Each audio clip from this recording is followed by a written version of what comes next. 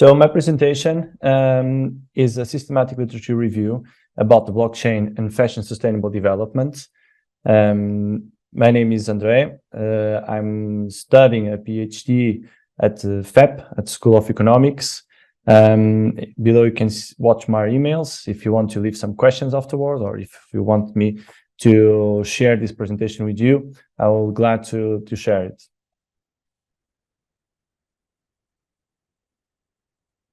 So a little bit about me. I'm a PhD candidate at FEP at University of Porto in the business and management areas. I've been working in this area for some years now, either from sourcing, either from development, or at the sales perspective. So during the past years, and with my PhD, have been focusing more in the sustainable development of fashion industry, with a particular case with the footwear industry, where I explore concepts such as blockchain, digital technologies, innovation, all of them within the business and management areas applied to the fashion industry.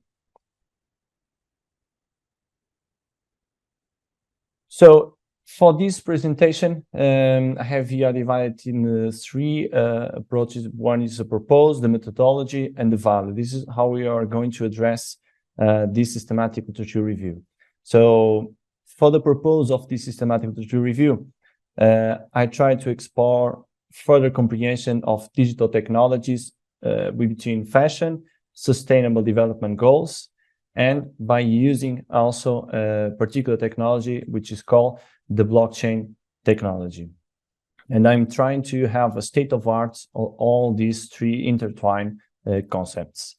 As a methodology, I did a systematic literature review with a Prisma Protocol, identify the main research areas, the authors, and I tried to analyze all this information with two perspectives, an implication for academics and an implication for professionals.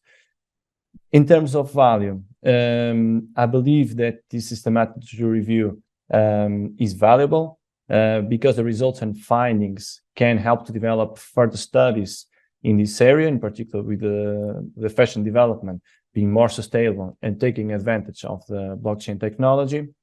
And I'm trying also to have this value, as I mentioned previously, shared for the either the academic or the professional sectors. So starting with the first framing of the topic. So I write down here fashion's sustainable or unsustainability, because we are addressing fashion category, or the fashion industry is one of the industries worldwide that is has more pollutant industry, with more than 60 million people employed globally. And this is one of the biggest industries that have a CO2 footprint that is very high. This is related with the growth that we have been seeing from the past decades, and it's allied also to the fashion concept, which is something that for this category has a big impact on the CO2 emissions and on the footprint that the industry has. Alone, I'll say that since the launch of the United Nations Sustainable Development Goals, which were during 2015, the industry during that year released 1.2 billion tons of CO2 and used around 98 million tons of oil, only during 2015. It had been growing with these concepts as fast fashion, and the business models are designed most of the times for this fast consumption, and also for markets that are very competitive and very volatile. These demands from the parts of the consumers also are very unsustainable because we need to have manufacturing processes that need to be quick, fast, with long supply chains, and they disregard a lot of the values like environmental values, social values, and also including government perspectives that need to be adapted to fix this big problem. So in this case, during 2015, there were a plan by United Nations, or let's call it a guideline by United Nations, which were the Sustainable Development Goals. That is a development plan, a sustainable development plan until 2030, and has 17 objectives that replace the old Millennium Development Goals. These objectives, for those who don't know them yet, go across different areas, from people, from processes, sustainable ways of doing the products, to the climate action, or even the government or partnerships to address those goals. All of them are different. We are going to explore later which ones are more related with the fashion industry and the concepts of sustainability and the blockchain technology and the digital technologies. But this can be a guideline to transform, or to help to transform also the fashion category. So how are we going to address the fashion and sustainability and the blockchain? So one of the things that we need for this sustainable transition is that the industry itself, the fashion industry, can address transparency and trust. Because, as I mentioned previously, for the final consumers, for the long supply chains, and for the manufacturers, having this transparency and trust is essential to make better choices, and also to know how can we reduce the impact that we are having as a manufacturer or consumer for the fashion category. And only with this transparency and trust we can have conscious business models.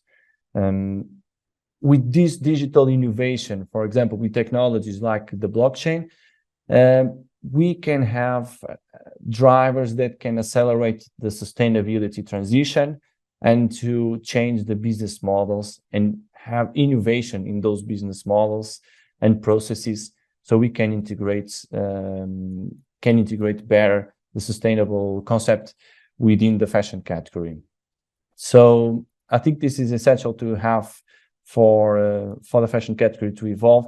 The transparency and trust is one of the things that blockchain technology can enhance, and can ensure that, for example, data credibility, promoting a wide range of sustainability metrics or some added value can be transferred from the beginning of the supply chain or the beginning of the conception of the products until the end of that process, until the final consumers or brands. And what is exactly blockchain? So I try to simplify a little bit here. The blockchain has a lot of, had been developing a lot since 2008 with the Nakamoto white paper. But essentially, the blockchain is one of the digital technologies that can help you increase this traceability that I was explaining. And it's a technology that has a database systems that are decentralized. These records are secured by cryptography and governed by a consensus mechanism. And the records can be written in the chain, and they cannot be changed afterwards. So when we talk about blockchain, it seems to be complicated from the perspective of the final user. For many brands, this is also something that can be intimidating, but implementing this this decentralized technology can have the participant agents to have a trust central entity that controls and supervise most of the network actions and give these supply chains or brands or products a more trustable approach and an enhanced traceability. So the four main features of blockchain technology are decentralization, security, auditability, and smart execution. Afterwards, I can also share this this PDF with who wants to request from me, and you can read more about this and some other information about blockchain, because it's something that we cannot simply just share within 3 minutes or 4 minutes. So, for systematic literature review, how do we address this systematic literature review? So the methodology used in this analysis was we follow the Prisma Protocol. Then we extract and structure the data with the Microsoft Excel and Scopus Analyzer Tooler. So the databases that we used were the Scopus and the Web of Science. And then we process it and we research the outcomes and make a bibliometric analysis and a content analysis of all these process. So our idea is to gather the most information that we can from these two databases using fashion, using United Nations Development Goals and blockchain concepts, and try to have research approaches, methods, future leads for research, and have a state of art of all this information. So what we had in terms of the Prisma review, how do we address it, was we started with mandatory search terms, which were the blockchain, fashion, and sustain app, which means that the asterisks get us several research. We did the search string on Scopus and Web of Science, and we use as supplemental search terms distributed ledger, apparel, footwear, accessories, in this case, several results at the end, sustainable development goal, with also several research terms at the end.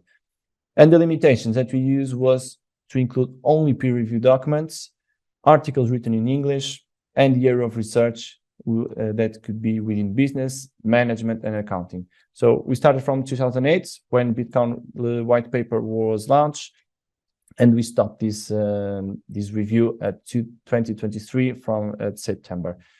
So we identified at the beginning 62 papers. Then we screened and we checked their eligibility. We didn't include any other papers, and the final records that we got were 28 final records that we selected for the systematic literature review.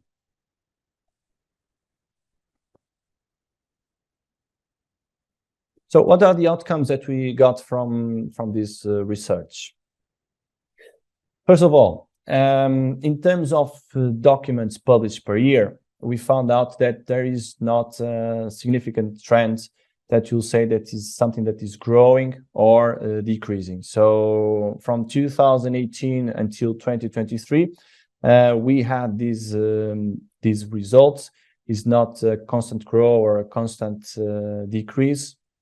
Even, for example, the results that we got didn't start at 2008 as we started the systematic review, only started 2018. And we had across these years, we had several different results within the years. But one of the characteristics that I think it's interesting is that the documents that we got from this SLR was from the 28 articles, more, or let's say more than 80%, 84% of them were within the quartile 1 or the quartile 2, which means that they have a scientific relevance for the study, and they are published in very good journals or very good sources of research. Only the remaining 16% are within the quartile 3 and the quartile 4. We can also evaluate that from all these documents here, the 20 documents, most of them are within the business and international management, 12 of them. And the top 3 is followed by the strategy and management and marketing. I'll say that they are relevant here until the 5th position, because we also can include with 6 papers the management, science and operations research, and the management of technology and innovation. These are the main areas that the papers are framed within. So I'd say that the business international managements are at the first, most important step here, and then followed by strategy and management and marketing. So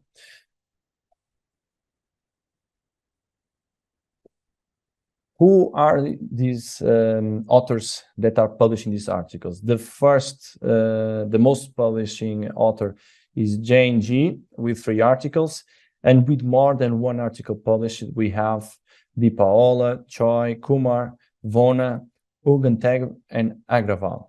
The sources that are most publishing for this research are the Transportation Research Part E, the Journal of Fashion Marketing and Management, and the Journal of Global Fashion Marketing. So each one of these sources is publishing two articles each.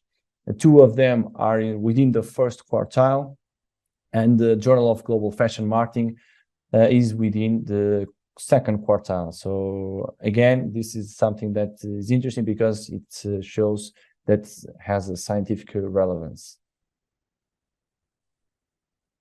And what I found out also is that it's interesting to evaluate the distribution of the published documents by topics. So most of the documents that we got are exploring the topics within the supply chain or the consumption and the production practices. So this means that the blockchain intertwined with the fashion industry and intertwined with the sustainability or the sustainable development goals, these 3 topics are most active when they are addressing supply chain or consumption and production practices. So they focus mainly on the consumer, they focus mainly on the manufacturer, and they focus mainly on all the supply chain that connects either the manufacturers or until the consumer, or the supply chain until the consumer. After these 2 major areas, we have regulatory policy and governance following, and sourcing and operations with 6 and 5 as results. If we evaluate the papers from a perspective of sustainable development goals, we can check that clearly the goal 9 and the goal 12 are the most addressed here. So the industry, innovation, and infrastructure, and the responsible consumption and production are the most addressed topics within the UN SDGs. After these 2 first results, we have goal 17, which is the partnerships for the goals, that comes in 3rd. And then we have the others like goal 8, 13, 16, 3, and 6 with less results. So I think as a result, we can consider that we are focusing with the goal 9 more on the manufacturers, addressing the manufacturers. Then with the goal 12, we are addressing more the final consumers. And with the 17, we are addressing interconnecting the different partners and how we can get value out of the different partners to make this sustainable transition. As a final table, I have here a resume crossing all the results that we got. So within the supply chain area, which we explored before as one or the most explored area for this fashion, blockchain, and sustainable development goals interconnection. The most explored goal is the 9, which is the goal for the industry, innovation, and infrastructure, with 14 articles. Then we have the responsible consumption with the goal 12 afterwards. This is the biggest area, and they are connecting these 2 goals as the major topics addressing the area. Afterwards, we have, for example, the regulatory policy and governance. This area uses the goal 12, which is the responsible consumption and production, as a major area addressing the topic. And within the sourcing and operations, again, 9 and 12 are the most addressing, and the consumption and production practices, the goal 9 and 12 again are the most addressed SDGs that are being included here. So I'll say that most of what we have right now from the researchers exploring these different areas are within the supply chain, and afterwards within consumption and the production practices. But the supply chain represents a lot of the research that had been addressed so far. So some conclusions and contributions for academics and also professionals that we are going to explore afterwards. So what we found out with this research was that there are 4 main topics being addressed. Supply chain, which has the highest number of results, and where the topic has an idea of sustainability associated with fashion and blockchain concepts, and this idea is more developed in this area. Afterwards, we have the consumption and production practices, which is the second most relevant topic. And the UN SDGs that are addressed over there decreases in number, but still it's far from the remaining results, which are the regulatory policy and governance and sourcing and operation which we have less results across all areas. We don't know why there are so many differences here from these two to the other ones. So this is uncertain for us, and maybe this could be a lead for future research paths, why there is a gap, if there is lack in progress, if there are limitations or barriers to publishing in these areas, or if they are not interesting at all, or if we cannot find some value in these 2 other paths of research as we have found in the first ones. The goal 9, 12, and 17 are the most transversal sustainable goals across all the documents. This is clear from the research. Goal 9 and 12 are have the most results. Goal 17 comes behind those 2. And maybe, for example, goal 17 can be a research lead for also to be included for future research, because we are not certain why there is a lacking also, or why this is so behind the other 2. Implication for professionals. The fashion category had been changing towards a more sustainable and conscious path, and it's something that the participants from manufacturers, final consumers, had been demanding and had been trying to evolve and trying to buy more sustainable. So this is something that has relevance, the transition of the fashion category. The scientific research in this area can help to support the decisions for innovative and transformational change in the fashion category. So we can take advantage of the scientific research to also transit these acknowledgements to the professional area. And implementing and exploring digital technology like blockchain can improve a more sustainable processes, outcomes, trust, and credibility for the processes and for the products themselves.